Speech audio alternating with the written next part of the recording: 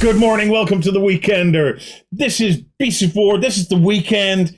Now is the time to get the best in gaming brought directly to you. I'm Warren from the BC4 team, and I'm joined today by Ben on the screen, Justin in the chair, and Sam in the chair. In the high chair. In the a little low. Okay, so a couple of quick announcements before we get stuck into things. Firstly, remember, our 44 prizes from UK Games Expo is still there. These guys will be announcing the winners in the next couple of weeks. So if you haven't been to the live blog and put your comments in to be in with a chance of winning one of those prizes, or more if you're lucky, go and do it now. Each of the live blogs is linked in the show notes. So come across to bc4.com, set yourself up a free account, get in there, get commenting, and then these guys will be picking random winners. And that's going to be a big show. There's going to be a lot given away. One important note for everybody. If you're wanting to win a specific prize, make sure your comment goes in on that part of the live blog, because that's where the winners are drawn from. Should be easy enough. You'll find at the top of each of the live blog posts a list with all of the prizes on there. Each one of them links through to the specific post. So just go in, peruse the prize list, and if you see one you fancy, click that and go and comment. Also, we have prizes available from last week's live blog that we did at the UK Battlefront Open Day. Yes, which is a set of 3 galactic desert terrain boxes. So there's 3 types at the minute. You'll get one of each.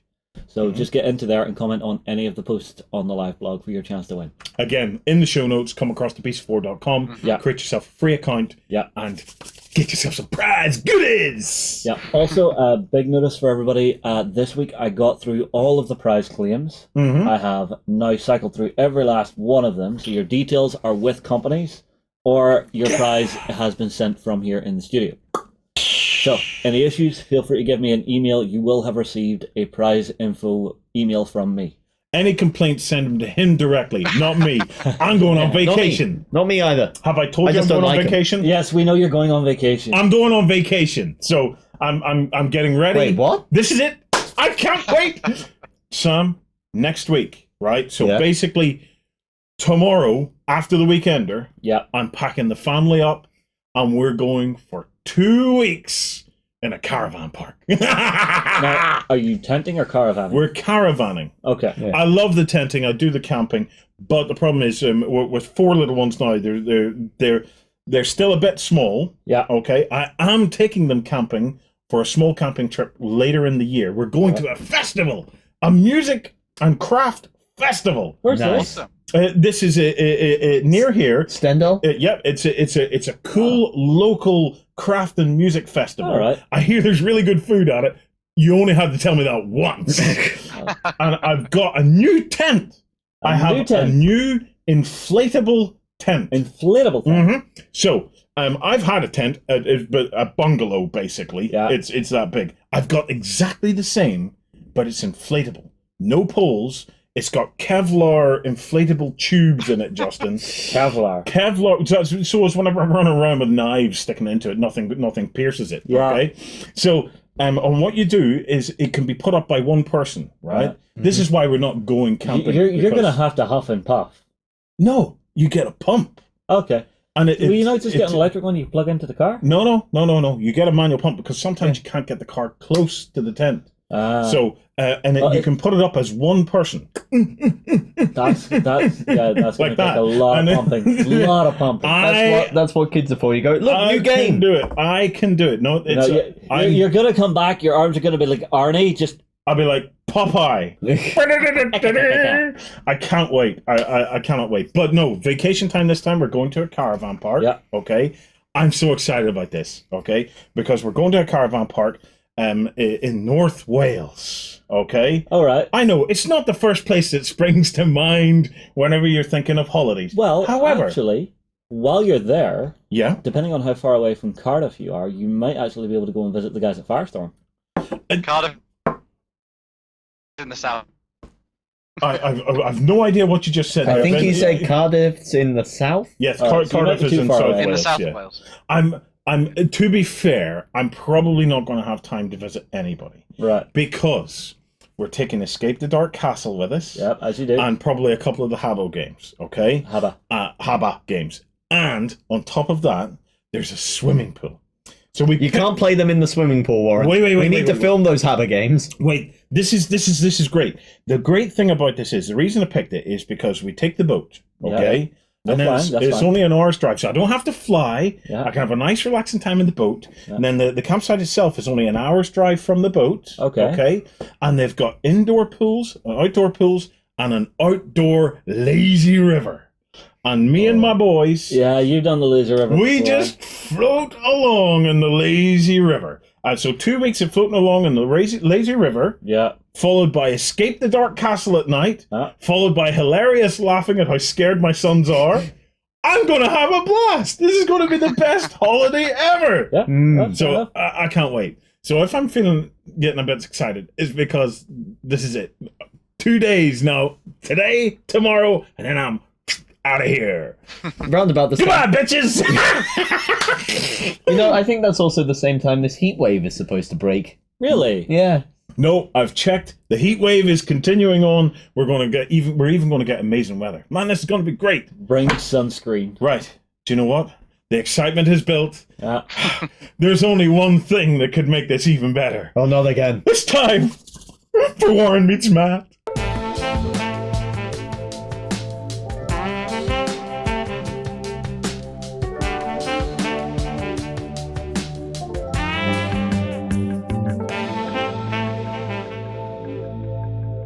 It's Warren Meets Matt! Right. Warren Meets Matt. And it's not this Matt. No, we've discussed this, Matt, at length, and it's great. You all know I'm going on holiday, right? Yeah. I have mentioned I'm going on vacation. Repeatedly. Yeah? We have been warned. Okay, We right. hate you. Don't worry, we'll make sure the place I doesn't go on have- fire while you're away. A highly portable mat. You know I love mats. Hey, you watch the intro. You know I love mats, right? So I'm going on holiday, right? And even a fold-up mat like this is not portable enough for me. No, these do take up a fair bit of space whenever you've got 4 little ones in the car with you. So for anybody with a mat addiction like I have, let me introduce you to the big book of battle mats. Whoa! So let me show you. So I'm on holiday. All right. I'm requiring a little bit of RPG fun. As with you do. with the missus. Yeah. Okay. This kind of RPG fun. Okay. Yeah. And although this is completely wiped clean for all circumstances, that's one of the key benefits of it. But I will get to that. I want a bit of RPG fun. Yeah. And I need a battle mat. Yeah. I need a location. This book is it. Because all you have to do is just flip it open and bam, I have a throne room. Or a chessboard. I think that's more dancing hall. Well, dancing hall, throne room, it's all the same to me. So this is the big book of battle mats. It comes from battlemats.co.uk. I think it's Loki Games or Loke. Loki Games. I'm not sure how you pronounce it, but here's the cover. It's 58 pages of battle mats for RPG. So 58 pages. That's number one benefit. Yeah. Number two benefit, wipe clean format. So Justin, this is perfect for you as well as me. You can anything you do on this, you can just wipe it clean. Okay. It's wire bound, so it lays perfectly flat, Yeah. except for the curvy bit in the middle. Yeah, but even then you can see they've extended the quadrants ever so slightly so that you can still get your miniatures in them. Yep. And it's link designed, so every time you open it up, they basically belong together. I like the look of that one. You could have so much fun with the effects the different runes have. You could. That kind of, what was the third Indiana Jones movie? The Last Crusade. Yeah, remember that scene where he had to spell the name of God? Really, they should probably have called it the Penultimate Crusade because they continued making them after that. Anyway, so this was sent to us from Tam and from Lucky Battle Mats. I want to have a quick flick through it with you because I am rather impressed with this. This actually won the People's Choice Awards at UK Games Expo. Yes, it did. Really? Yeah, it certainly did. Now, there's loads of variety in it. So as you flick through, you have lots and lots of choices. So swamp, regarding- river. Yep. I like the river one. Nice bridge and stuff in there. Needs a troll. I love this one with your jetty. Are you getting this, cameraman? Yeah. Okay. Campfire. Yep. Always course, handy. Yep. With the ruins Always beside it. handy. Ruins. Ruins.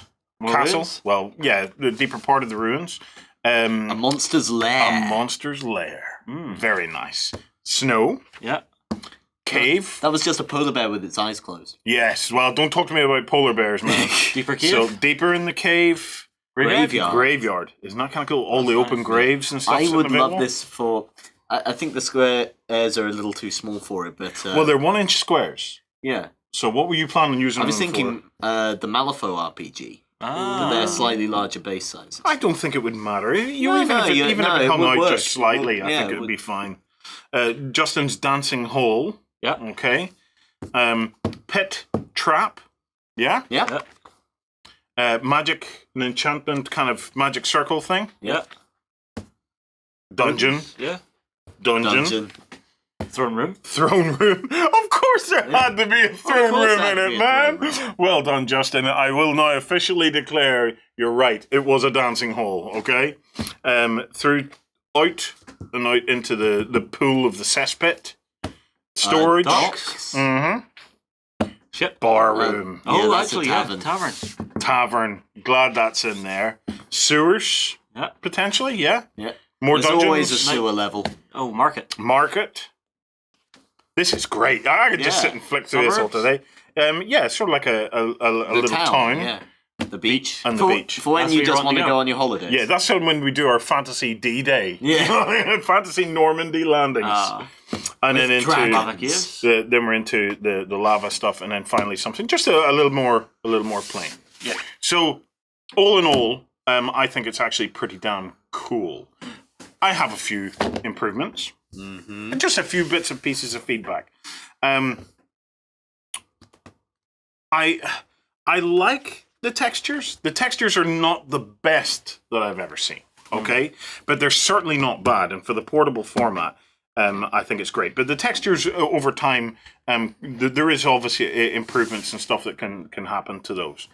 I would have liked, if at all possible, guys, to do whenever you open the book, instead of it going straight into it, if you could do a two-page index, okay, so that whenever I open it, I could very quickly kind of see what's that would have been useful. what's yeah. in it. You know, so if you are getting ready to play, you could open it up, you could work out which one you want, and then just flick through and you know roughly where it's at. If you don't, I can understand you maybe don't want to put page numbers and stuff on it, but you could potentially, if you wanted to put page numbers on it, put them in very, very small. But I certainly think an index would be a helpful addition to the thing. I have something myself that I just very quickly noticed. So, say this is the miniature I'm playing with, yeah? Yes. I put him on here. Yep. Now, he sits at the edge, but he's hanging over. If you're wanting page numbers, maybe widen this out so it's actually got a border on it, so your miniatures aren't hanging off the end. Difficult because it is an A4 format now, so it's I wouldn't worry too much about that. You know, it's miniatures hanging over, miniatures slightly too large for the 1-inch squares. You know, I'm not concerned about any of that. I think just having the index makes it a more accessible product. It makes it a bit easier when I'm sitting down to play something to find it, rather than just having to kind of flick back and forth until I find it. It is a great resource for DMs. Yes. The So, portability of it is fantastic. And the variety. So many DMs just have that one piece of like wipeable graph paper. Or Yes. So having this variety is a great step up. It absolutely is. And like, can you think of any fantasy environment that you feel is missing? Volcano. Same to you? No, volcanoes in it, man. Where? There we go. Oh yeah. I stand corrected. Desert? Desert. I'd say that probably does as desert. That'll do, does it? Well, you've got part of it.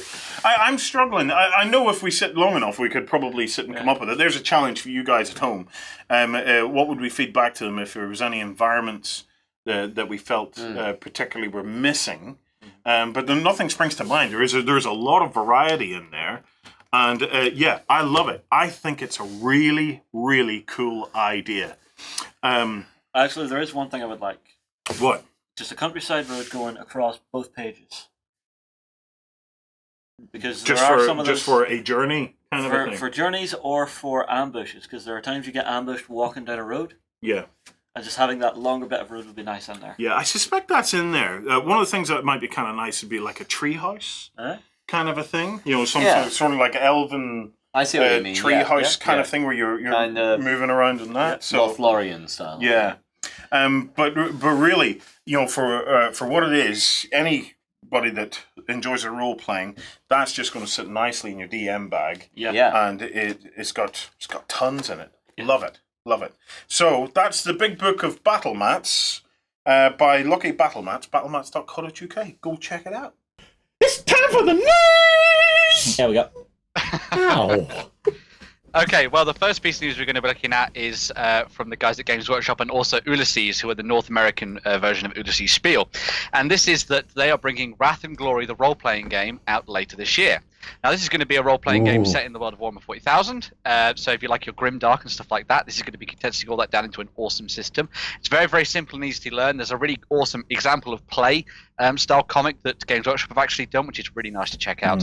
But the whole idea, this is you're going to be playing as the likes of the Adeptus Mechanicus, Inquisitors, Guardsmen, even Space Marine Scouts as well, going through the world of Warhammer 40,000 in a cool, awesome role-playing setting, which is very, very, very cool indeed. I believe the core book is up for pre-order, as well as a whole bunch of other bundle stuff. There's going to be a Getting Started in the Adventure that is, I think it's available free to download throughout the rest of July. So check that out if you want to get involved in that sense and sort of work out a little bit more about the mechanics and stuff like that. You can also watch a whole bunch of different sessions that have been done online with some of the creators and things too. There's also going to be a starting multi-part adventure book, a sort of adventure module that's coming out called Dark Tide, which is set on its own planet. So there's a whole bunch of link scenarios and campaigns for you to get stuck into with there. And yeah, it just looks awesome. Anyone that loved the likes of Dark Heresy and Death Watch and all that kind of thing when it came out from FFG, you've now got a new way to get back into role playing in the world of Warhammer 40,000. So yeah, looks very, very cool indeed. I can't wait for this. In fact, we're trying to see if we can get a playthrough. Yeah. So Sam and Justin and Co we're gonna try and hook them up with one of the creators. Yeah. And see if they can get. See, I remember the last time I went role playing in the Warhammer 40k universe. Things did not end well. Well, here, let me pose a little mini challenge to each of you. Yeah. But before I do that, I did have to have a double take at the running order here because it says Wrath and Glory role-playing game. But I looked down at it and I saw Glory Hole. And I was like, what? Ow. And I was like, what is this? But it's okay. It's better. A glory hole. A glory hole is what's left in your body when a bolt around goes through it. Exactly. There we go. Well said, Ben. Okay. A true servant of the Emperor. Okay, so if you got to play anything in 40k, you got to role play anything, what would you choose? Oh, mine's easy. For me, I love reading like the Eisenhorn and the Ravnor series. So I would love to play either an Inquisitor or an Inquisitorial Henchman. Okay. So you want to play Dark Heresy again, basically? Yeah, essentially. Yeah. I enjoyed playing in that. Dark Heresy was a great game. Yeah. That and I accidentally set a Mechanic Shrine on fire once. Sorry. Sam? For me, I love my Xenos. I'd probably want to be an Eldar Ranger. I don't think you can have the be in option this. for that. No, Yeah. Well, it doesn't matter. Yeah. What they've done in this is they've actually extended it to include a lot of freebooter stuff. So you can play the likes of an Orc Commando that might be hanging around with some of the freebooters and things like that as well. And there's also going to be Eldar in there as well. So it's very cool. Yeah, that I like because unfortunately the back with the FFG ones, they were great games, and they still are. Lots of tokens. Yeah, not so much for those ones.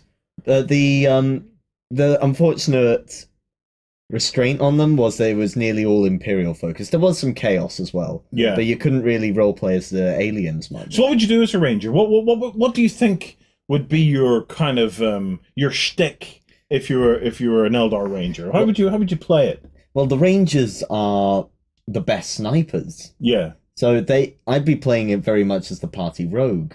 And So you would be playing the Ranger?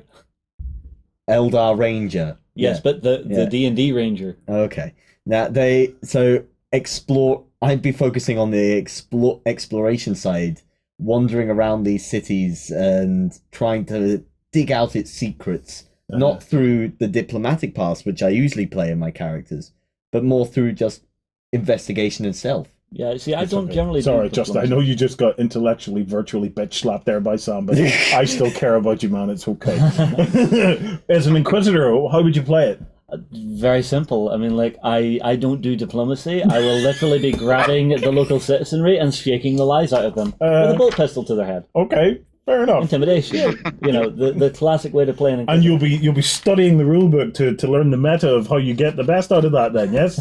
What about No, you, no. Sam? If I was Or going, Ben? for the meta, you'd be playing a Space Marine because you're nigh unkillable. Ben, what about you? Well, interestingly, I'd actually want to try and play a Space Marine, but I'd want to take it based on the kind of thing that they showed off in the example to play thing, where you play as a scout. But I'd be sort of flipping on its head, and I'd be playing as a Space Wolf scout, who are actually the older, like the more experienced Space Marines. Yes. Because I ran a character in the Deathwatch campaign that I was in called Ivar, and he was a Space Wolf Deathwatch Marine.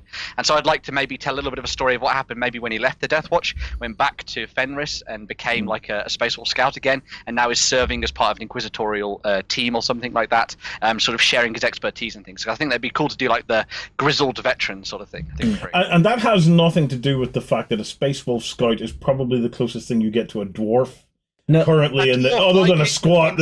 Squats are back. Squats are back in Necromunda. A squat. A squat. or a single squat. A single squat. Now, I think You play an orc. nope. I think you could play an orc really well. I wouldn't. Do you know what I would try to play? I'm not sure how I'd pull it off. I'd be epic, of course, but I'm not sure how I'd pull it off. I'd like to play a Tyranid hive mind.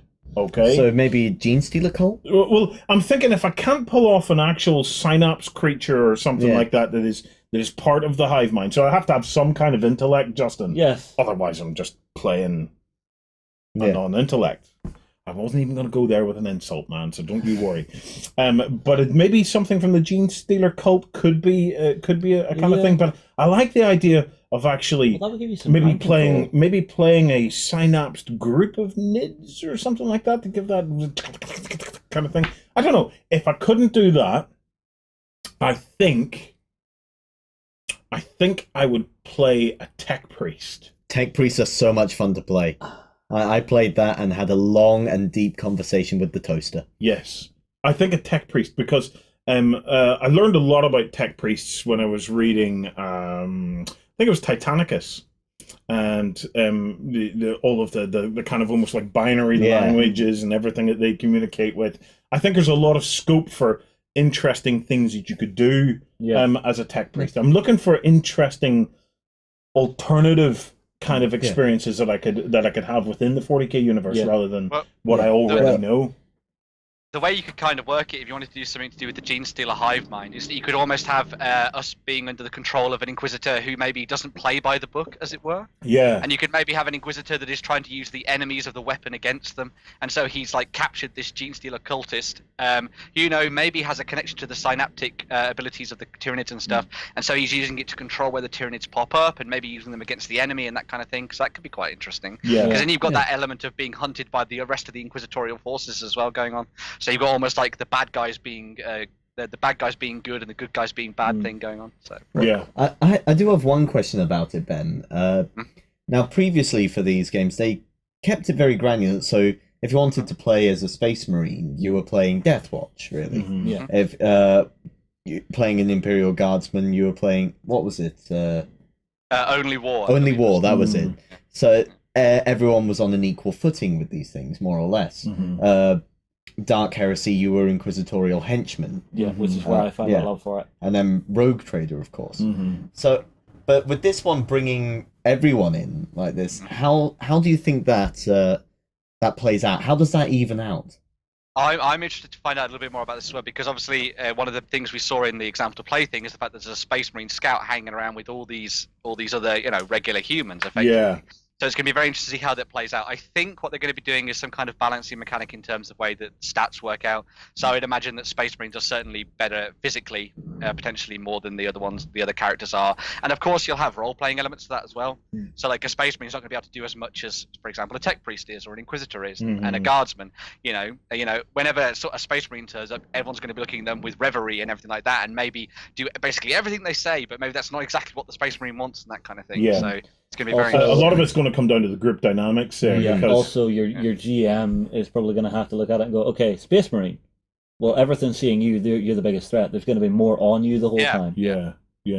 But then that could potentially start to make it a little bit more boring for the others. But for me, it's about I think I know where you're coming from on this, Sam, because it's not only about balance, it's about fit. Okay? You know, how realistic is it for a Tech Priest, a Space Marine? It starts to sound like an old-fashioned joke. You know, it's the Tech Priest Space Marine walked into a bar. You know, it's so you picking characters that are of likely to have some synergy and be in close connection. Well, it isn't unknown for certain chapters to send out individual Space Marines on covert missions, even without their armor or so. Or penitent missions where they've actually dishonored themselves and are now out fighting to regain their honor. Yeah, and that's something I really like. I like the idea of the lone Space Marine. One of the cool things that we've used in campaigns and stuff when we put them together and you've got slightly disparate characters working on the same footing is to sit down when you start creating your group and say, okay, so how do you know X number of characters within this group? Yes. And make up a narrative between them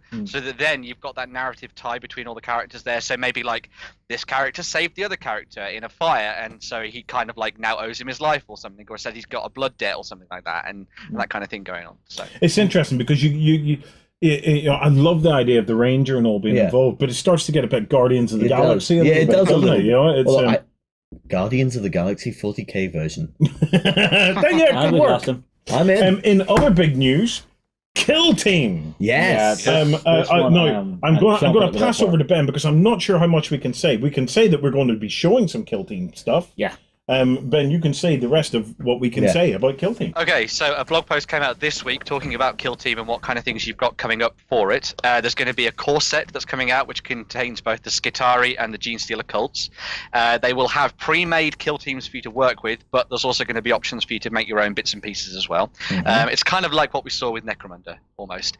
But as well as that, they're going to be doing some other things, like there's going to be starter sets that are coming out with the same kind of mechanics built into it. So you've got a pre-made Space Wolf one and a pre-made Orc Commando one, but you can kind of bodge it and say what you want with it as well, go in different directions with it too, which is very cool.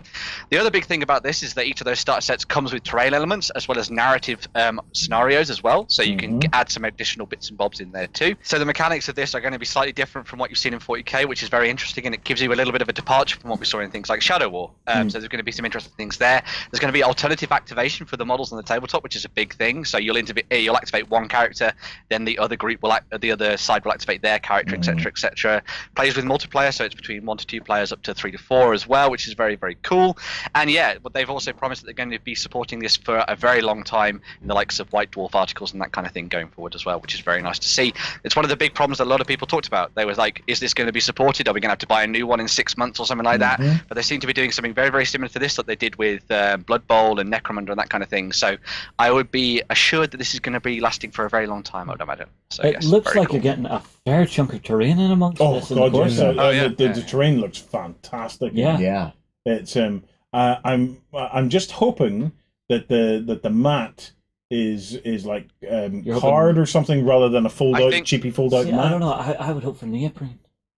From what I heard, from what I saw anyway, I think it's like a card-based mat, so it's like the one you would have got in Necromunda. Yeah, I'm hoping it's like a board rather than a fold-out mat. I'm fairly sure it's a board. Yeah, I'd almost certainly say it wouldn't be like neoprene, unfortunately. No, it'll not be neoprene, but it'll be very interesting to see it when it comes. Yeah. I am definitely looking forward to digging into this box and seeing what's in there.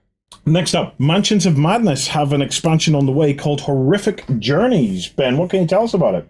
Yeah, so this is an expansion to the original, or to the new version of Mansions of Madness, which came out with the app support and all that kind of thing. And this now takes your investigators on the road.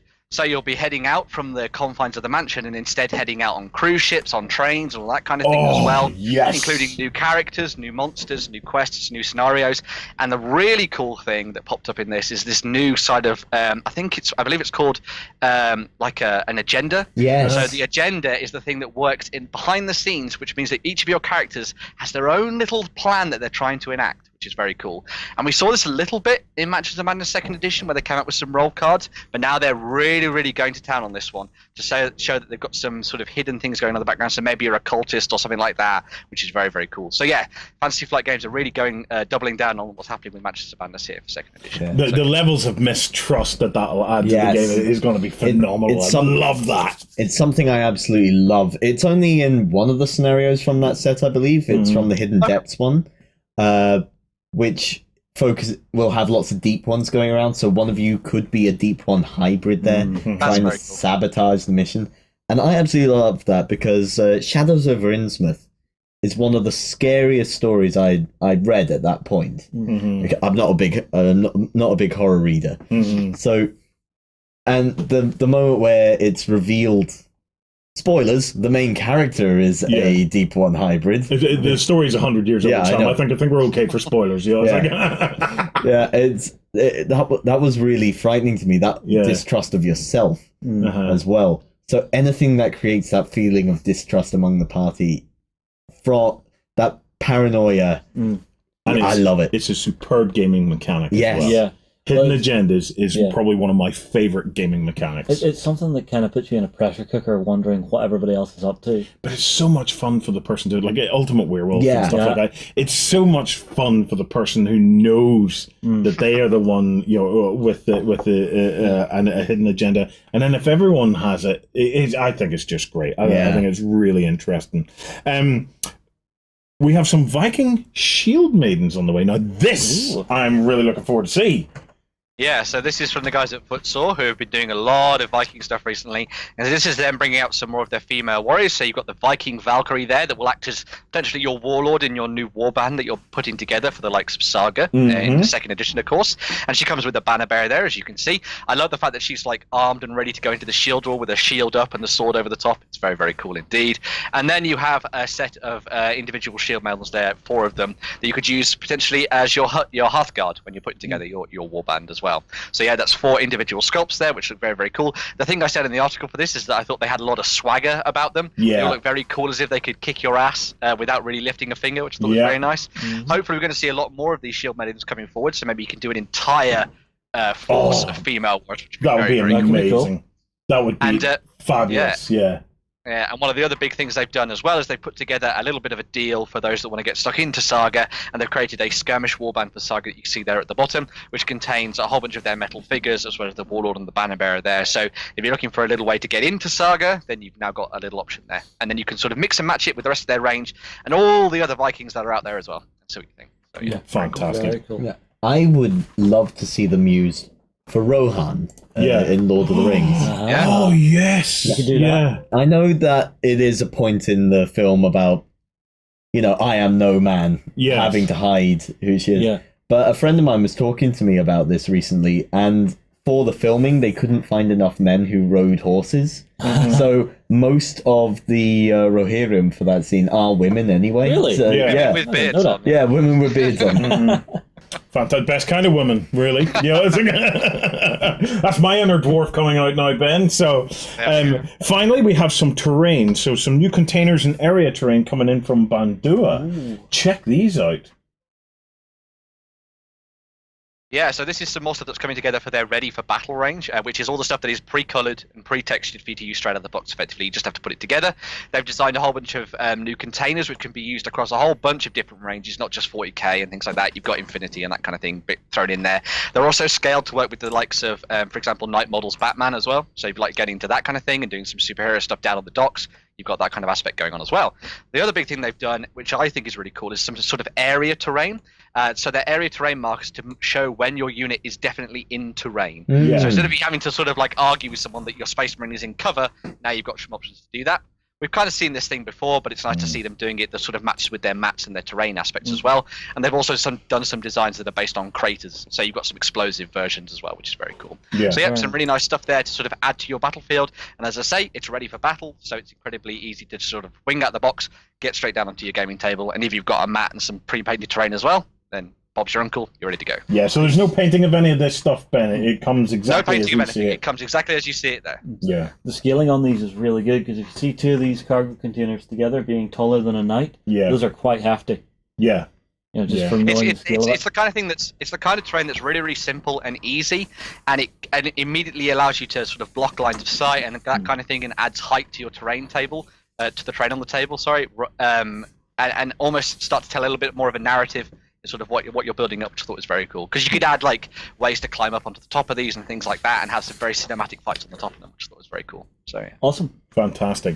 Okay, up next, Sam is going to sit down with one of the guys behind Elite Dangerous, the Battle Cards interview, the Battle Cards game, to try and get the latest on what is happening there. Hello, everyone. We're here to look at another awesome Kickstarter that's currently going. I am joined by the guys from Spider-Man Games, who are here to tell us a bit about their new game, the Elite Dangerous Battle Cards. How you doing, guys? Yeah, very good, thanks. Very good. How are you? I'm doing okay. Can't wait to get stuck into this one. Yeah, well, to start things off, can you please introduce yourselves? Tell us a bit about yourselves and what it is you do at Spider-Man Games. Well, I'm Oliver Hume. I'm the lead designer of Spider-Man Games and of Battle Cards in particular. And I'm John Lunn, and I'm the producer for the Battle Cards. Excellent. Now, this isn't your first foray into the Elite Dangerous world, is it? No. We've previously done EDRPG, which is the Elite Dangerous role-playing game, which we launched on Kickstarter, and that did pretty well for us. Actually, it was, we were quite pleased with that. Yeah. We had a nice relationship with Frontier, so we thought we'd do another project for them. Kind of had this card game bubbling around in the back of my head. So we thought we'd. And also, I mean, role-playing games are, they're heavy in so far as they require a group. Even if you use Roll20, you still need a bunch of players, and you need the reliability of them all being around at the same time, and that kind of stuff. And I think every convention we went to, whether it's a computer game or gaming convention, the thing that happens in the middle of taking up most of the table space are people sat down playing card games. And so we thought, well, it's a bit weird that here we are at a massive computer convention showing off huge numbers of computer games, and there's no card game for the one computer game that we're both playing and fanatic about. So when we approached Frontier, they were up for it and they loved the idea. So wonderful. Now, before we dig into the card game properly, I have to say, and I know I'm going to probably gain a lot of enmity in the comments below for this, I have never played Elite Dangerous. So, can you... Yeah. You're allowed to say that. You say that. I'm not looking forward to the comments later. Now, can you let me know a bit about the world of Elite Dangerous? What is happening here? Effectively, Elite Dangerous is a huge sandbox game. Everyone owns their own spaceship, and you're let loose in the galaxy to do whatever you want. So you're not a chosen one. You're not the special hero that's out there to save the world. You are, a regular Joe or Josephine, and you start off with a little small ship, and you've got to decide how you make your way in the galaxy. It's tough in that respect. It kind of chucks you into the deep end. But the actual machine behind it is something I think Frontier are quite proud of, because the setting for Elite Dangerous is several thousand years in the future, but it is based on our galaxy. So they have been able to procedurally generate a fairly reasonable replica of our Milky Way. So one of the things you can do as a pilot in Elite Dangerous is take off from your space station in and around Sol or Earth and actually fly to places, Alpha Centauri, and places that exist when you look at through telescopes. So it's as close a representation to the world as they can get it. Politically, there are two forces mainly, although there are three in a way. There's the Federation, kind of meant to look a bit like the It's current, the Space USA. current isn't day it? US. There's the Imperials, which is as close to, I think, in the creator's mind, in David Braben's mind, close to a sort of an Imperial Roman. Yes, a kind of Augustinian Rome. So kind of, slavery is legal, Yeah. but slavery isn't the sort of slavery you think of, where the slaves are abused Yeah. and taken advantage of. Slavery is a way of paying off debts and serving your local prefect and things like that. And then of course there's the Alliance. Yes. And a lot of people love the Alliance, but the Alliance is a bit like Europe. Oh, Yeah, so they're a bit argumentative. They don't always get on with each other. So they're not quite as politically cohesive as the other two.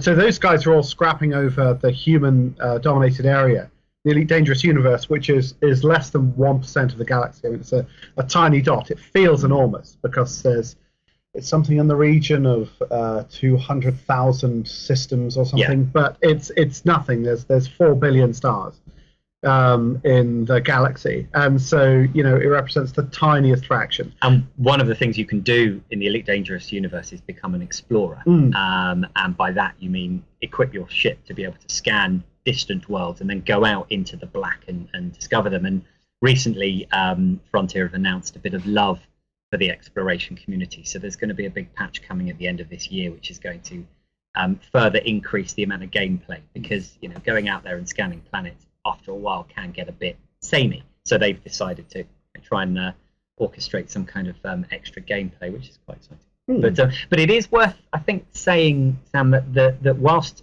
the Elite Dangerous Galaxy is obviously where we base our cards from, the card game itself doesn't require you to have played or have any knowledge of the Elite Dangerous Galaxy or the gaming mechanics. It's not something that if you play Elite Dangerous, you are therefore a ninja at. The card game has its own mechanics. It just has some really quite splendidly looking ships on the on each card. Yeah. Well, I've got to say, after you guys telling me all about that, I'm tempted to dive into it now. I like the idea of being an explorer. Your day job. Give up your day job, though. It takes out. If you like it, it'll take out. It is very realistically designed. Yes. So the distances are all kind of quite genuine. So if you want to go to the other end of the galaxy, I mean, I think, John, did you do that? I think you did do it once, and it took you a couple of months. It does take a while. And as you were saying, and we rudely interrupted you, Sam, the exploring is amazing. I mean, you see some quite incredible stuff. Well, you say it would take over my day job. I wonder if I could pitch it to Warren as research for the Elite Dangerous role-playing game. Yeah. That's how you pitched it to me, wasn't it? That's exactly how it pitched it. That would work. They'd be fine. I'm researching! Okay. Okay, moving on from that. The card game. It is very much its own entity, apart from the video game and the role-playing game. What can you tell us about the card game? How does it work? Well, the card game is a two-player competitive card game.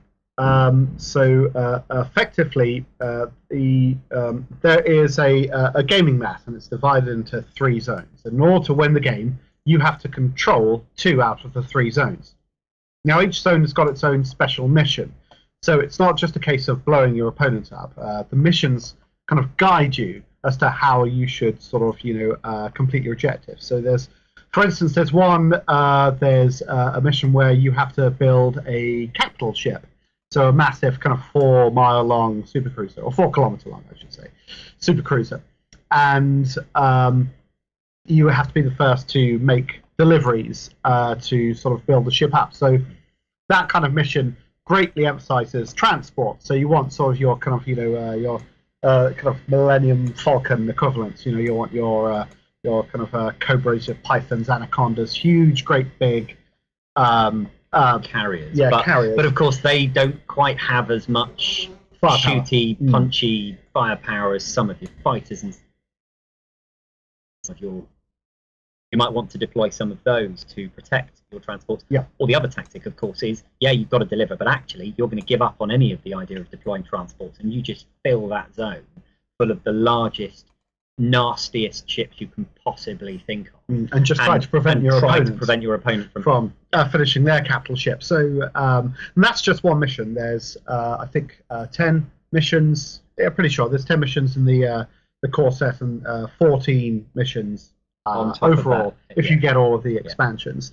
And they range from mining missions, missions where you're attacking space stations, missions where you go out exploring, trying to find distant planets. And essentially, what these missions do is that they try and make sure that you have a deck of cards that's very balanced.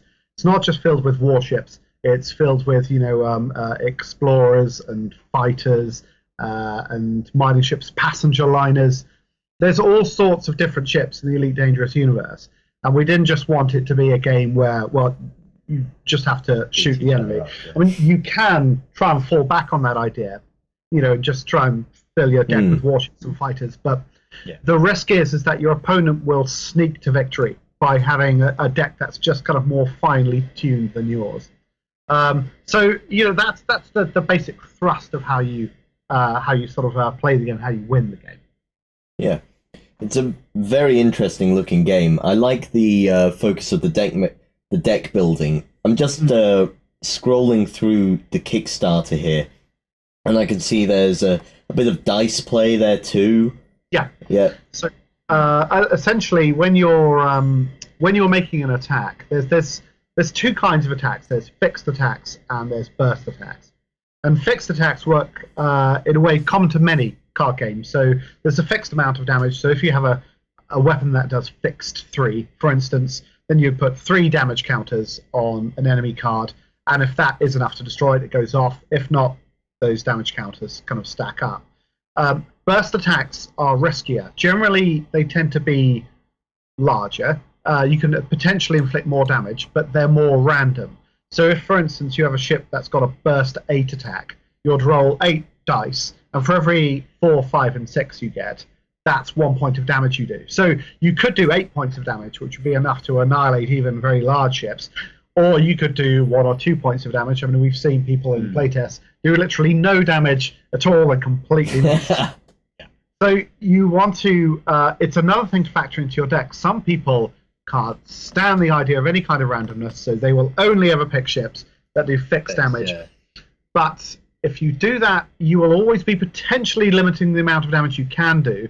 And there are other cards that will boost your odds. That can, there are cards that make you an elite gunner, so that you're more likely to hit. But there are other ships that are that can defend against and highly armored, and therefore your effectiveness is reduced. So burst is reduced to successes on just 5s and 6s. So there's lots of different ways in which you can tweak your card. You can upgrade them, you can outfit them, like in the game, but ways in which you can make the game more towards your taste. I mean, I think the main thing to say about the cards is that they don't just do one thing. So every card has at least 2 actions that it can choose from. So it'll almost always have some kind of attack action, but it will also be doing something else. So if you have a transport, it might make a delivery if there's a delivery mission, or it might let you draw more cards, which is very useful if you're playing the kind of deck where you're playing cards all the time, rather than just kind of saving up for a few big ones. There are stun your opponent, so your opponent does less damage. There's abilities that call in other ships. There's all kinds of different actions that you can choose from. So you won't always just be choosing sort of like the first attack action. And then there are sort of specific cards that are really good at blowing up certain kinds of ships. There's a ship called the Adder Raider, which is brilliant at blowing up transports. So, if you're playing a delivery mission, it's really good to pack that one because it does a huge amount of damage to transports. Against other ships, it's okay, but it's ideally matched against transport. So that's the and there are if people have are interested in watching the gameplay, there are on the Kickstarter page, there are in fact a couple of playthroughs that we've recorded, full games, which last about sort of between 45 minutes and an hour-ish. But it'll give people a good idea of some of the mechanics. I got to say, the randomness aspect is something that really appeals to me, as it does mean... I love those moments where things can go wrong for you. Those are the water cooler moments. Yeah, no, absolutely. I mean, it's I do too, I appreciate that there are some people who'll want it to be extremely scientific, and that it's got to be sort of, well, no, I want it to be eminently predictable what's going to happen next. But actually, I really enjoy the random element personally. I've tried to include both ideas so that if there's one player that likes the idea of sort of, winning or losing on the toss of the dice, then you can be that player and you can stock those kinds of ships. And if you're the sort of, scientific player who doesn't want, any randomness, yeah, you can just pick ships that will be performing exactly to your specifications. So it's kind of my way around it, so that you can be the kind of commander that you want to be. But I agree. I think card games ultimately, and I think people do forget that the very basis of card games, where you draw from a deck, the very core of that is randomness. It's about trying to tame that randomness kind of to your will, as it were. And so I think ED Battle Cards embraces that. And they're wonderful games that can kind of flow and go backwards and forwards, and it's a great, very pleasurable game to play. At least that's the feedback that we've got back. Yeah. Well, the game is currently on Kickstarter. What sort of extras can people get in on there? Is there any cool little goodies that have cropped up? Yeah, there's. There are a bunch of, as people would expect on Kickstarter, there are a number of pledge levels. People can buy a starter set, which has enough cards for 2 players to sit down and have a good taster of how ED Battle Cards works. But a lot of people after that, I hope, will be left with a feeling of wanting more. So there is a season box that people can get, which is basically all the cards that we're releasing in season 1. So that's 245 cards in total, and it'll be one of every card. You can augment them. You can increase your certain decks and certain numbers. I mean, the rules in the game allow for up to 4 of the same. Yeah, 4 copies of the same card. You can have. And you can increase that by buying, if you want to, or 4 season boxes and have 4 of every card in the set. Or you can increase certain parts of your deck by buying expansion packs, which we have as well. And then, of course, there are some add-ons. You'll notice there's a lovely neoprene mat. The board that comes with the season box is a kind of a game board, the sort of thing you would expect from your Monopolies. And it's hardboard. But there is a neoprene, an A1 neoprene mat that you can pick up as an add-on. Yeah. There are also some faction-coloured Chessex dice. We've been able to once again work with our friends at Chessex to produce some amazing coloured dice that suit the game very well. And then we've got some stretch goals. The stretch goal, we're excited about the next one, which is going to give people a Kickstarter exclusive card called the Dance Macabre, which is quite Alliance Chieftain. It's good. It's good ship. And then we've got some other stretch goals which we haven't announced yet, which we're really excited about. There's one, of course, that has caught my eye, called Release the Beast. Yeah. I wonder what that could be. We thought you guys would. We've made a card called the Beast of War, which is a very unpleasant Python. Yeah. Obviously, at what point do we unlock that? Is that 35? 35k. We haven't fixed on a price yet. I think it's 35 at the moment is what we've set that at. Because I think we've got the neoprene mat coming at 30 and 30. Well, can I show them the card? I want to show them the card. Do. Look at it! We've got a ship! Oh, this is so cool, guys. A lovely designer on the team who just does smashing stuff with the Elite Dangerous ships. I suppose I would say it, but I think the cards, they look really gorgeous. They're very much prettier than the playtest cards that I forced John to play with when we were test playing the game. They're gorgeous things, and so all the cards are of this kind of similar quality. Do have a look on the Kickstarter and have a peek. The stretch goals. We've just changed the stretch goal amounts because of some feedback, great feedback we got from from our backers and people who'd viewed the site. So we've just changed those, but people can go over onto the site and have a look at the new stretch goal levels and when they can get their hands on the Beast of War, which is as it says at the bottom of the card. Usually shooting at a python just makes it. Yeah, I know that Warren was very happy about that tagline. Yeah. Excellent. Well, before anything else, can you just let me know a bit about this card? What can the Beast of War do? Well, effectively, the Beast of War, it's a good, strong attacking card. Its primary thing that makes it special, I would say, is the fact that it's got an ability to spend karma points to counterattack people who have shot it. So, effectively, say you're a little weedy fighter and you've just gone and you've shot the Beast of War. You can spend karma to immediately do a burst 3 attack on the person who's just shot you, and you can do that any number of times. So effectively, if you're attacked 3 times, you can conceivably fire back 3 times as well. Yep. So the more you attack the Beast of War, the more damage it will do to you in return. So it's a very angry card.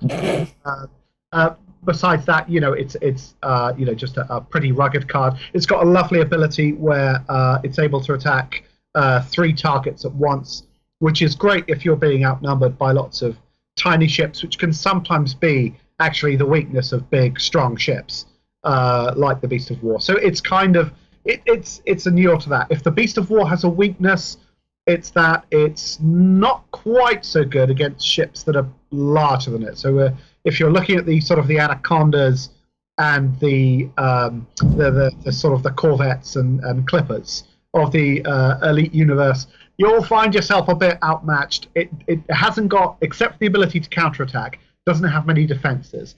That said, it's a multi-role card, so it means that you can attach outfitting cards to it. So if you want, you could add shields, you can boost up its hull, you can give it all kinds of little tricks and additions to improve its survivability, because as you can see, it's quite an expensive card. 8 points is quite high. I think the most expensive card in the game, in the set, is 12 points. So you can see that the Beast of War it's quite high up there. That's a serious investment. So yes, it's a lovely card, and I really hope that everyone gets the chance to inherit it, as it were. Yeah, and it will be made available if we reach that 35k stretch goal, and that will be made available in every set from now until eternity. So excellent. So, guys, you heard it. If you want to fly around on the Beast of War, head over to the Kickstarter and make that a reality. Well, Oliver, John, thank you very much for coming on board for this. Well, thank you very much. Yeah, thank you for having us. It's been a blast. It's been a pleasure having you on the show. Okay, if you guys want to hear more about the Elite Dangerous card game, head over to the Kickstarter and check it out. And please be sure to drop a comment below and let us know what you think. A very interesting looking card game, that. I love that. I love ship combat at the best of times. And the Elite Dangerous world is one I do want to dig into more, especially with the role-playing games. Yeah, absolutely. I was absolutely addicted to Frontier as a kid, so the whole Elite kind of universe and stuff, it just totally grabs me. Right, we have 3 Kickstarters to tell you about. So we've got Ben to pick 3 absolute blinders for you this week. And we're going to kick off with Miremarsh. This is by the guys at Room 17. Ben, what can you tell us about it? Cool, yeah, so this is Miremarsh. We talked about it a little bit before on one of our previous weekends. So this is a game for 1 to 5 players where you're going to be playing as a whole bunch of very individual and very interesting and asymmetrical goblin characters that are trying to compete to become the next Goblin King. Yes. Now you'll be walking around the sort of quest map that you see there, overturning tiles, taking on quests, stabbing and killing unicorns, robbing babies from cradles and all kinds of strange goblin-y things, showing off just how bad you can be to become the next Goblin King. There's some absolutely fantastic miniatures within this set that have all been painted up, as you can see here on the Kickstarter, by by Angel Heraldos, which is very, very nice indeed, showing off his skills once again. And of course, you're going to have to try and ape that when you get your copy of Miremarsh as well, which is very cool there. But yes, very, very nice and interesting way of playing this game on the tabletop. I really like the storytelling and narrative elements to it. It seems very nice. The other big thing for me is that all of the characters are asymmetrical, so they all play very, very differently. So when you sit down to play it for the first time, it'll be very different when you come and do it the second time. The other thing that's very cool is the way that it's all laid out with those tiles. So there's a random element to it as well. So you're never going to be finding the same kind of things each time you sit down to play the quest on the tabletop, which is very cool. As well as that, when it comes to the Kickstarter itself, I believe there's a limited edition sort of Kickstarter exclusive Fen Lord, which is very cool. Very big, awesome miniature, and they've also been doing some really cool expansions and all kind of things there as well, adding in new ways to play the game. They've also been working with a whole bunch of other companies as well. So they've been working with Mantic, so there's like a sort of Mantica style dungeon version of this, which is very cool. And I believe there's also one that they've been working with Durgi's Paint Forge as well. So they've actually got some of their dwarves in there in if you want to try and play it with a different sort of setting and things like that as well, which I thought was very cool. So yeah, they've been working with a whole bunch of other people in the industry and creating their own stuff as well, which I thought was very cool. And this one sounds like a very nice one if you like your sort of narrative, sort of darker fantasy elements on the tabletop. I love this. I love all the goblin-y aspects to this. The goblins are my favourite goblin figures I've it ever almost seen. has the labyrinthy kind of goblin kind of mischievous thing. I want to be in this game. I want us all, us all to be in this game. We want in too, Mantic. Beasts of War, man! That's what we want in this game. Well, you really think someone wants to see me charging through this Dungeons and Dragons style with the tiny shield and the sword up? Yeah, well, I absolutely do. So it's I think it would be amazing. I would be in there playing with all the goblins, man. This is going to be fun. The sculpts are amazing. Yeah, we got to see them at UK Games Expo, and they are beautiful. Good. I'm glad to hear that. I cut to them expecting just... more information, but it's okay. It's okay. Right, so that's Mire Marsh. It has 23 days left to run. Did we get a playthrough of it or anything? Or they're going to be visiting us in a few weeks. Okay. Before Kickstarter finishes, or before their Kickstarter finishes. Right. Stay tuned for that. We'll try and get a playthrough and bring you up to speed on it. Next up, we have a cool little campaign. 26 days left to run on this. This is the Fantasy World Creator.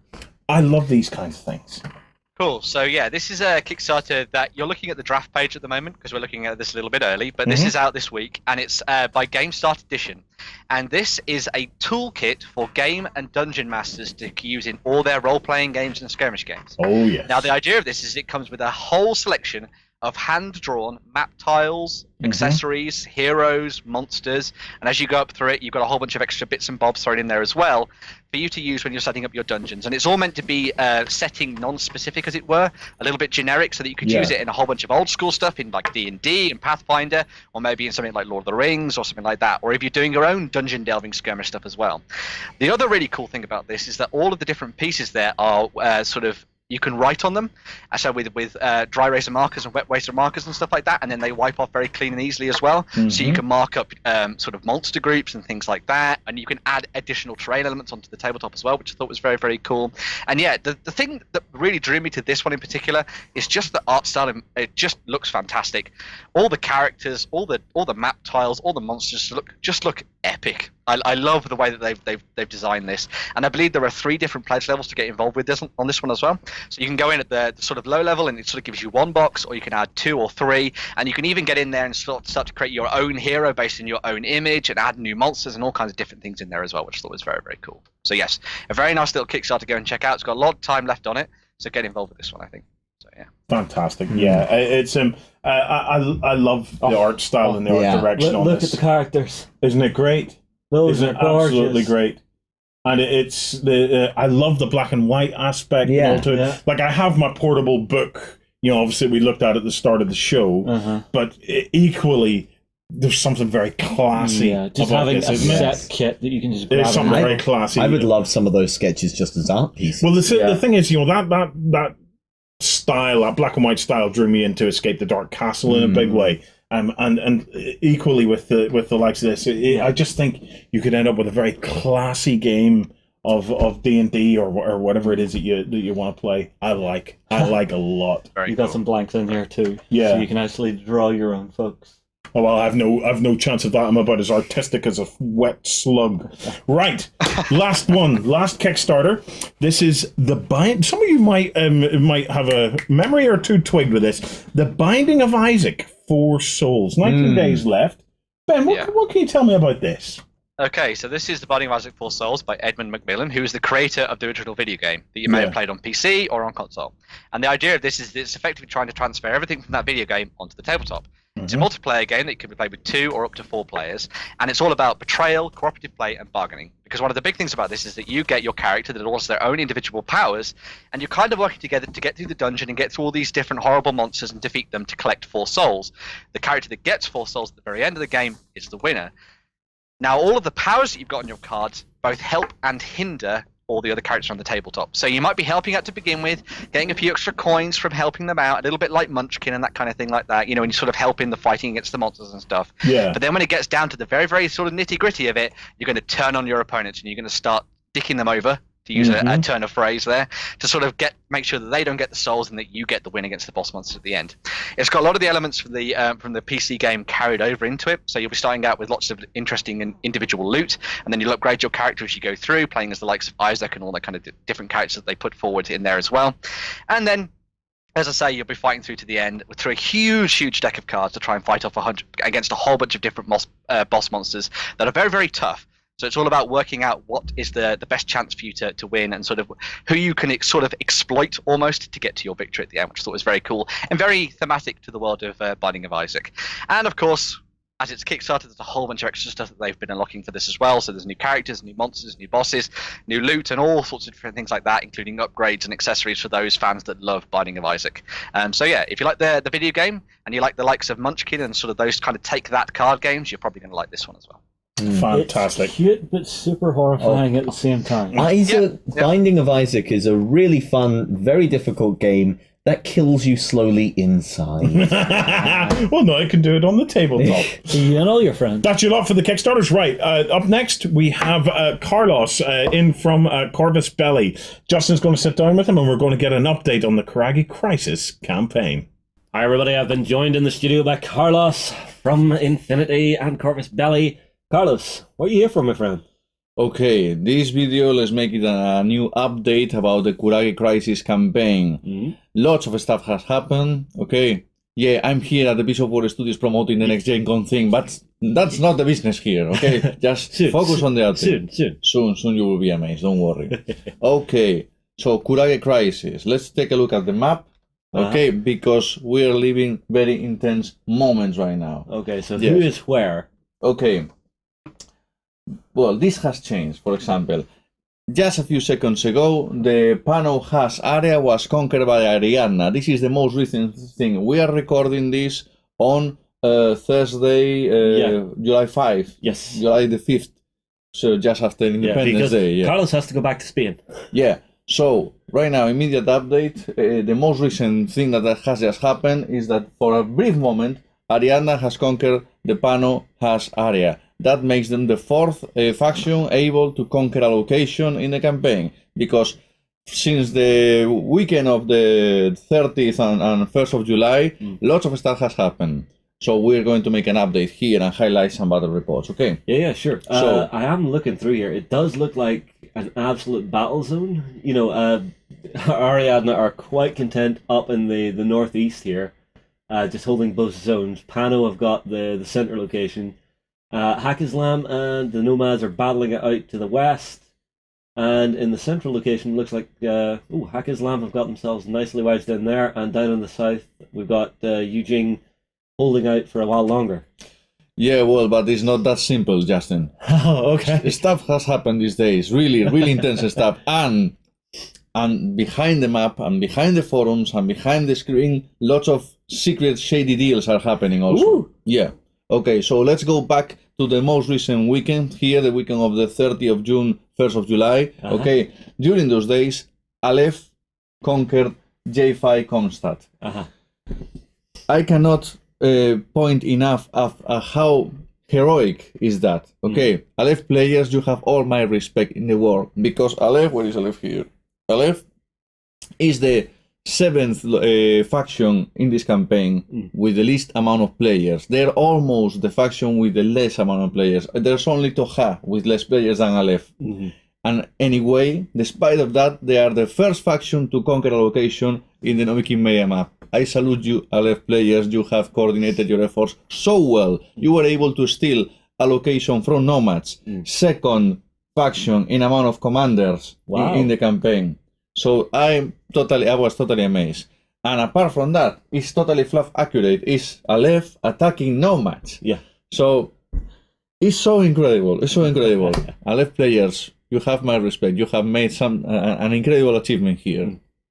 Okay, moving on. What happened after that? Well, for some reason, J5, I'm talking about the same location, J5 is now conquered by Hackislam. So for some reason, Aleph Nomads were not able to retake the J5 constant, and suddenly Hackislam jumped into the scenario and took the constant. There's something going on here. There's something going on. Okay. Hackislam began defending on the Duban storage area, the Duban prospection site. They built a huge wall of victories there. Nobody is even considering trying to get the Duban prospection site from Hackislam. Okay, Hackislam is also a faction that is very well coordinated, very democratic in their decisions. They have a high council of Hackislam leaders. Really, in the forest? Really. People, after the years, they are organizing themselves much better, and you will be amazed. Last year at Wotan, also Hackislam performed excellently well. They have a few advantages, but they also managed to never piss off one of the big dogs and always deliver their best in the right moment. So now Hackislam, when they already know that no one is going to take Duban prospection site from them, they began to consider other options. Okay, and now Hackislam has taken J5 Comstat away from Aleph and from Nomads for them. Nomads probably are not totally angry against Hackislam. They prefer Hackislam to have the Comstat than their long rival enemy Aleph.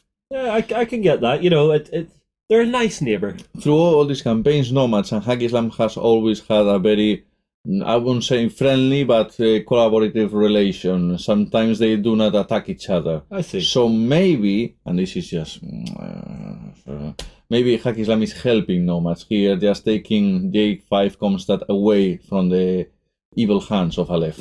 Okay, I see. Maybe this is not an attack from Hackislam to Nomads. That's the way I can read it. Okay, that's the information that is happening, because behind the map there's a lot of things. There are a lot of things going on. We will see how this finally turns out when all the information becomes public. Moving on. Congratulations to Aleph. Congratulations to Hackislam. Hackislam doesn't need to be congratulated. They are already great. Okay. Moving on. Yuqing. Yuqing. I'm a Yuqing player. I love Yuqing so much. Yuqing began the year losing the JSA, being split with the JSA becoming a non-aligned army. That was incredible for some people. That was like a huge plot twist here. Many people said, Yuqing now will be so weak. Yuqing will be so damaged. They're losing a limb here. Okay.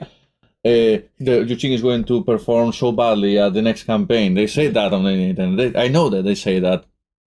Yuqing is doing incredibly well. Yuqing is probably right now like the 6th faction in terms of amount of commanders. So they are low in the rankings. In the ranking in terms of amount of players playing with Yuqing.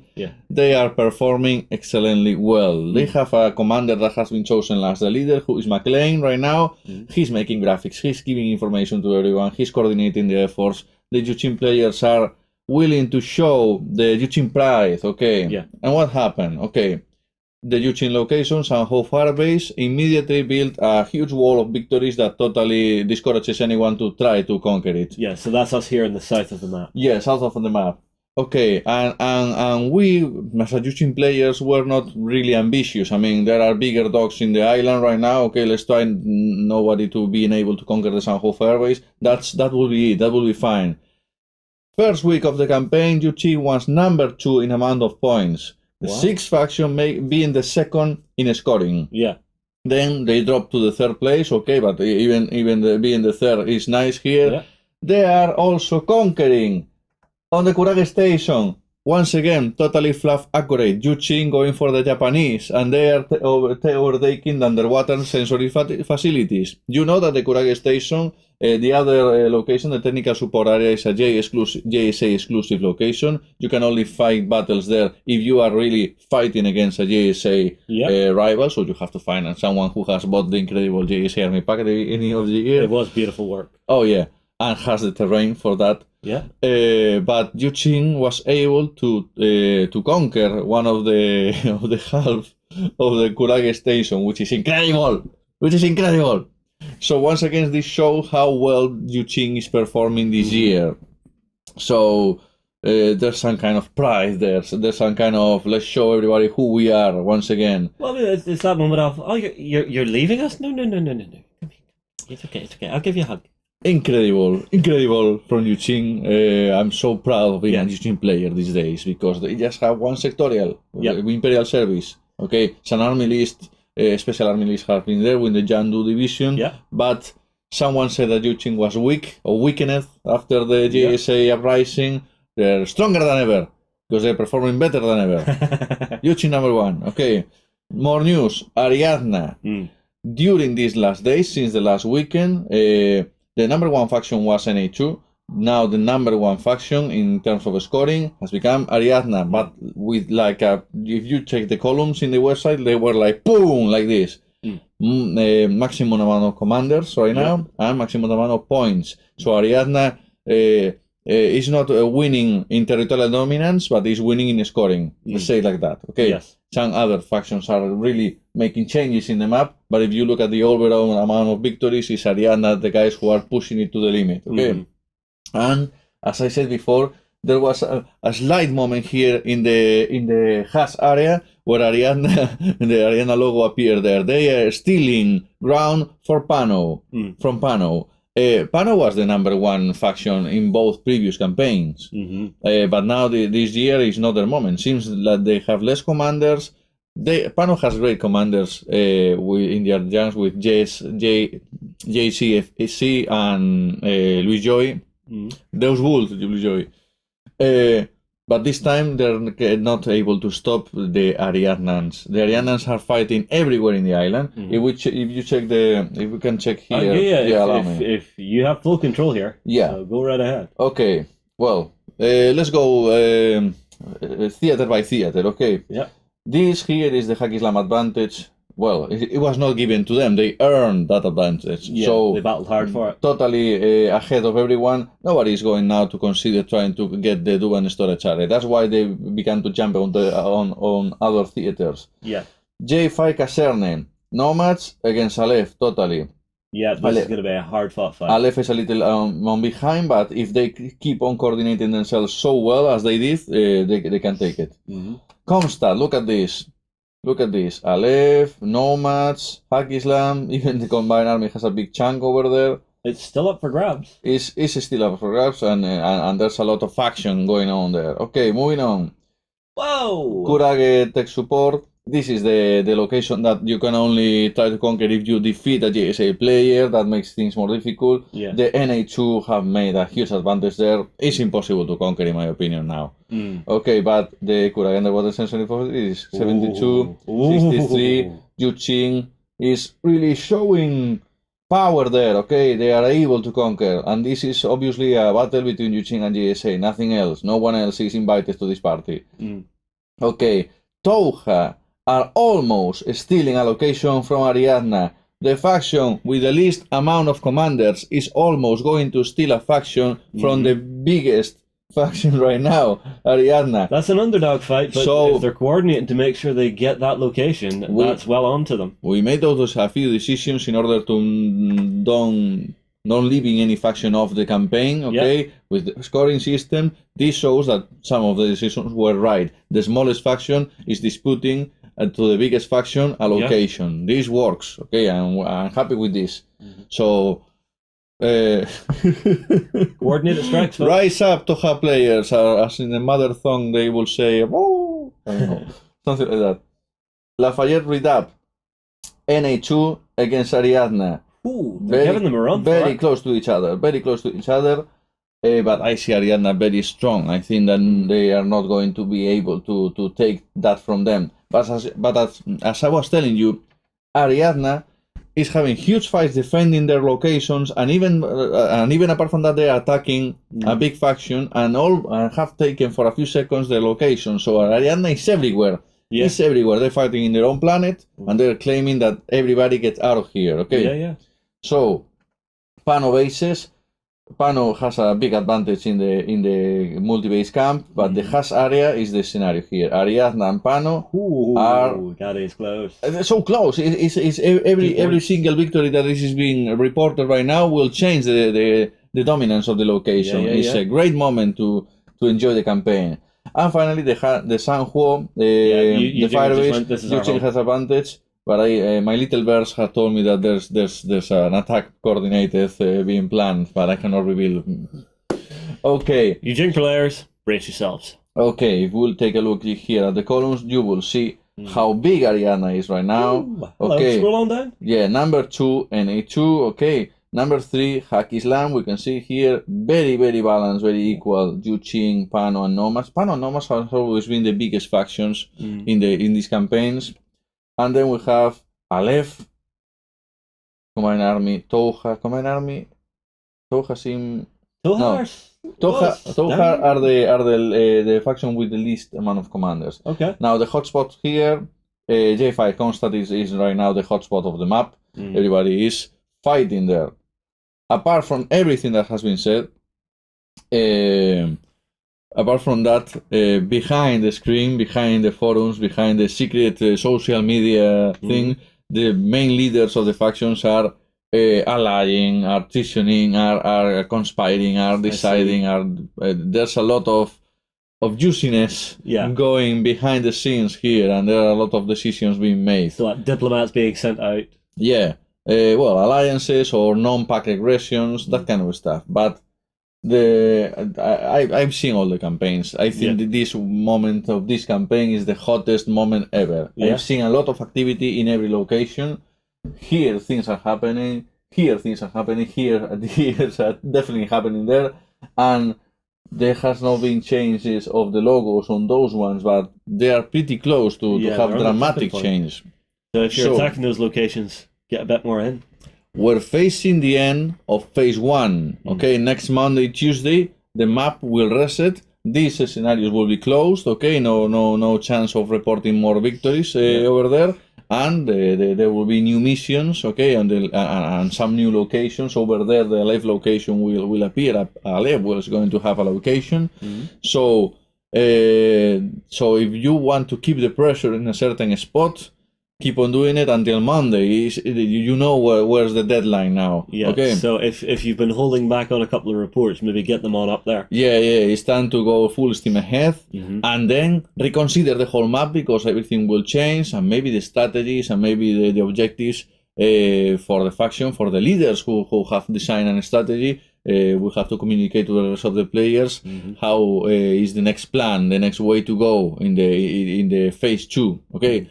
This is a shorter campaign, just 2 weeks phase 1 and just 2 weeks phase 2. That's it, okay? Now, I do wonder how phase 2 is going to affect some of those non-aggression pacts and the alliances that have been made, if there's a location that a faction might really, really want. Yeah, me too. And it's been very, very interesting. I don't know. Usually the campaigns, because it's a long period effort, some people drop the campaign, sometimes it's less players by the end. But this time it seems so exciting that I think that everybody is going to keep up delivering victories. Yeah.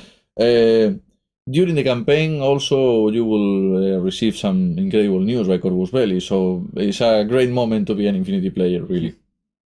So I have a few battle reports here I would like to highlight and recognize the efforts, the merits, the military grades of the commanders here, because everybody is making excellent, lovely stuff. So if you allow me, I will show you some lovely battle reports here. Okay, we have a player from Pano here. His name is Maxi Melnik. Okay. And what he has here is, well, he made a narrative battle report against Ariadna in the Haas area. Yes.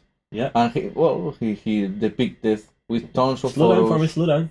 Okay. Let's actually have a look at some of the pictures. Yeah. Nice, tight table layout. A very well worked battle report with tons of photos describing every action, caring about the detail. And he lost. He lost his battle, okay, but he managed to put a lot of time into making a lovely battle report. And that. Slow down. Yep. I will say the table itself looks kind of like a skirmisher's dream. There's lots of tight little areas, very enclosed fire lanes. So, as you can see, Ariadna won. Yeah. But the guy took time to make a good battle report, and that deserves my respect. Yes. Next one. This is a Juchin.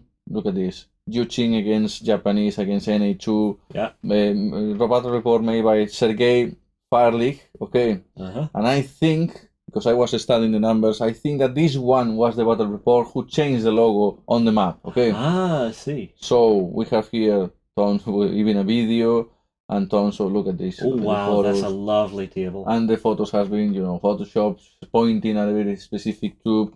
Yeah, that's a very good battle report. Marking the lines of fire, what happened. Yeah. This is a lovely battle report. Yeah, sorry. You can keep scrolling, just go slower. I don't want to make people seasick at home. Yeah. It's great when you can see everything that happened. Yeah. But it's nice to have a player that's actually tracking what happened like that, to actually have the mind to remember who was doing what and where. I recognize Micro Studio, I recognize Anteno City Terrain there. Yeah. I can also Miniature Scenery, I think that's the Australian company. I recognize. So, Tactical Thoughts, Aftermath, a very, very complete battle report. And who won? Juchin! Juchin won, yeah! So, thank you, Sergei. Okay, moving on. For Ariadna, I have a guy here. His nickname is Kresla Cross. Okay. Okay, scroll on down. Has in the Has area a battle report against Hacky Slam. And this guy made a video with Metal Gear style with voices and stuff. Nice. Shall I play it? I don't know. People won't be fit to hear it. Sorry. If you want to check it out, the links will be in the description below. Okay, check it out because this battle report was above average. Okay, look at that. Oh, that is a down and dirty beat up table. I love it. Use Ariadna against Kapukalki with plenty of photos, lovely terrain. Yeah. Look at those graphics. Yeah, He the really terrain put. is actually battle systems. Yeah, you have that there. Very Here. nice. I saw it. Incredible battle report. This kind of stuff totally deserves to be highlighted. Really, when we take a look at how things have been looking at. And Ariadna wins. Yeah. Nice. Ariadna's unstoppable this year. Okay, who else? Well, there's a classic player here, Siren Baccarat. Hacky Slam player, has always been in the campaigns, has always been making incredible battle reports. I recognize the name. So, congratulations to you. We're highlighting here Showdown at the Crack of Dawn. Hacky Slam against Nomads. At the Dubenster. Look at that. Yeah. I love how much effort people are putting into these. Oh, look at that. Every single soldier has a little icon with the face. That's cute. This is super work. Look at all the Bandua cubes over there. Yeah. Special effects. Nice. Look at this. Wow, Siren. This is incredible, really. That's from the 80s video. That was actually something really funny you guys did. I love seeing the Infinity team actually having fun with what they're working on. Look at that. There's a special effects here. Oh my god. Yeah. Bloody screen. So real. Yeah, but it's the little whip around and pew. Oh, wow. Fire. I want to. Oh my god. I need more time, more hours in the day to be able to check out all this stuff. Really, my eyes are not enough. Hacky Slam victory. Yeah, totally. No match here. We have a guy called Weeks. Okay, he made a battle report. Ice baby. This way, I play fair. Look at that. Fair play. And there you have here all the photos. The terrain that the people put together. The lovely miniatures. You see, it's one thing that I love seeing, being able to do, is actually bring the world to life. I mean, like, scroll down a little and look at this next one. seeing that layout, it feels like an Infinity City block. Yeah, see that that is the just so people is cool. playing with no shoes. It feels comfortable. I mean, it's Oh, it's yeah, much better. Just Yeah. as long as you don't play with no Chill pants, that's out. bad form.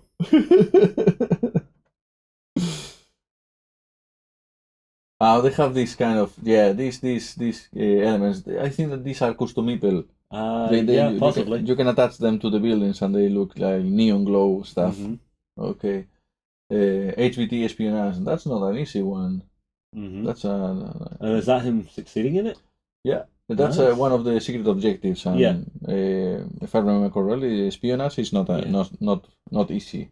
Yeah. Now I will say this table looks like a sniper's paradise. There's lots of raised areas, nice big open fire lanes here and there. Lovely terrain. Lovely Yeah. terrain. Totally. Oh, we have a video here even. Nice. Okay. Nomads win. Wix. Congratulations. Ding okay. ding ding. Moving on. Graviton. Graviton is also a classic combined army player. I recognize the combined army Graviton against NA2 Barnsley Boy, and this happened in the J5 Comstat, the most active spot in the map, in my opinion. Look at this. Now this is a mixture of the starter set terrain and battle systems. And the battle systems, yes. Really nice. Well, when everything is highlighted and taking so much care into this makes such a difference to reading battle reports, being able to locate everything. Everything being highlighted, everything. Yeah. It's incredible, guys. Really. This takes a lot of time. I made many of these battle reports back in the day. I was making Photoshop things and oh, look at this. Look at this. Swoosh. Acquiring target. You are really amplifying the experience of wargaming with this kind of stuff, guys. We are so lucky to have you as players of this lovely game. You can see some drama going on there. Thank you so much, Graviton. Excellent battle report. Yeah, absolutely great. And it keeps on going. Incredible. Incredible. Now, who is the victor, I wonder? The end. Okay. Okay, now there's something I like. If you scroll up again. So up. See that final glamour shot of the two forces? Yeah. Having something like that, whenever you've got your miniatures fully painted and based like that, is lovely to see. So really good job. Yeah. Combined Army Graviton wins. Nice. Okay, moving on. Aleph. And I think I have something special here. I think that this report especially was the one who won the J5 constant for Aleph. I think this is the one. Okay. Beware Little Monkeys is the name because it was Aleph against Combined Army and it was reported by Minos. Ooh, a very nice. See, now this I like as well. So they've actually taken really nice desert terrain and popped it in there. Would that actually fit with the location? Not at all. No? If we think about the Novi Kimmeria Island, it's in the north of Ariadna. It's snowy mostly, the landscape, and it was a tough place to live.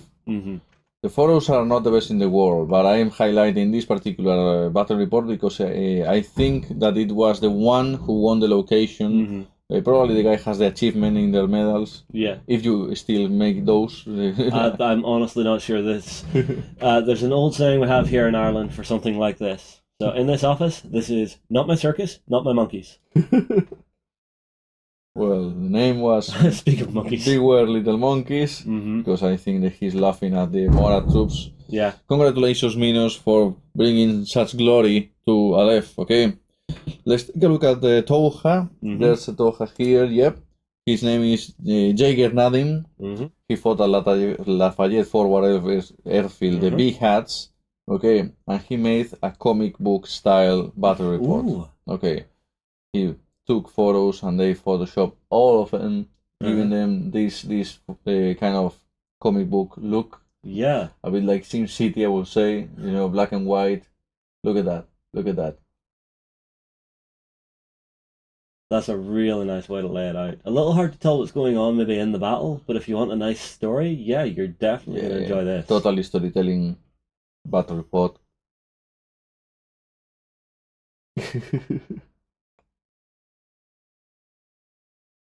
Amazing. It's amazing to see people doing these things. We just put the game and the miniatures there Beast of War just put the war console, but you guys are putting the life into it. creativity and I don't know, time investment. Look at that.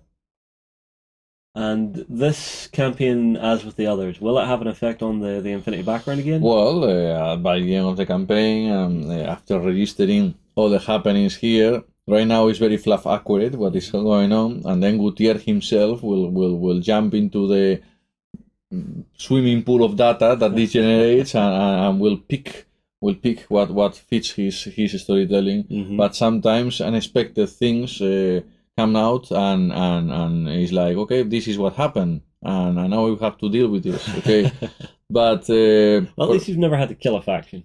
Oh no, no.